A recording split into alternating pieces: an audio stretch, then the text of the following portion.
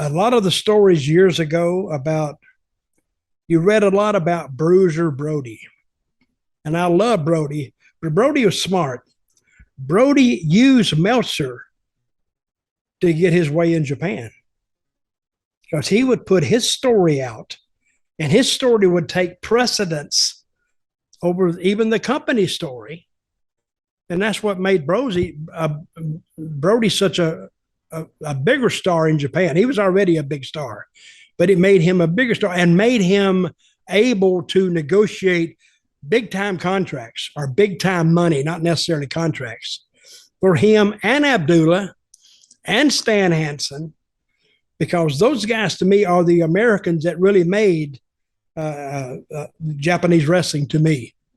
Because those fans would come out because Hansen's a big cowboy was different. Brody swinging the chain, and Abdullah, when he walked out on the floor in a Japanese arena or gymnasium, people backed up because they had never seen anything like that before. Those were the golden days of wrestling when fans were actually fearful and afraid of wrestlers like that. Now, they wasn't afraid of me. They'd say, I'll beat the crap out of some bitch. But Brody at 6'8", and Abdullah at over 400 pounds, and Hansen at 6'7" or whatever he was, and big, yeah, that was something different for them to see, and nobody ever bothered them. Except one guy did bother Brody, attacked him in the back on the way back. You know who that was? No. You never heard the story? No. Godfather. The Godfather. You know the Godfather in WWE? Yeah, of course. Charles. Yeah. Charles. I forgot his last name. Right. But nothing. Charles Wright. Of course, forgetting stuff is nothing new for me. And I was riding with him one day, and he told me that he attacked Brody. I said, "You what?"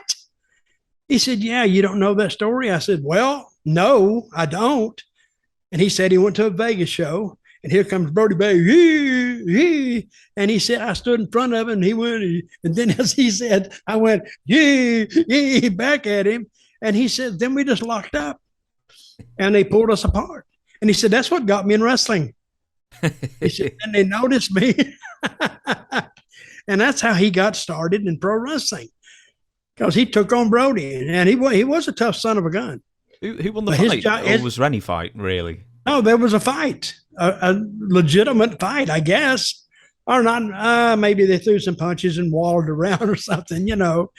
But just the mere thought of him locking up with Brody, as intimidating as he was, and this guy, and guess what? The people that saw it, guess what they thought it was? A work. Oh. But they immediately started thinking, man, I'd like to see this. So I forgot the rest of the story. I don't know if he wasn't ready to have a match then, but they got him ready. And I think he went on and he had a few matches with Brody, I think, maybe. But that was the only story I've ever heard of a guy getting into the business, and there's others, I'm sure, because he attacked a wrestler. Oh, I've got one for you. Yep. But it's not a big name. I think he was called T. Rantula. He was a job guy for WCW. He had it's a terrible name. And he got into the business because he believed everything he saw in the late 80s, and he saw Hulk Hogan getting beaten up by whoever it was, Earthquake, and he ran into the ring. He was a huge guy, about 6'7", ran into the ring and started putting the boots to whoever Hogan's opponent was. And then eventually from that, Hogan ended up sort of pulling him away and saying, get into the business this way. And that's how that guy got into the business. He didn't really do anything. He was on WCW a few times. Who is he? What's his name? He's called T. Rantula. If you can crack that code. I never heard of him.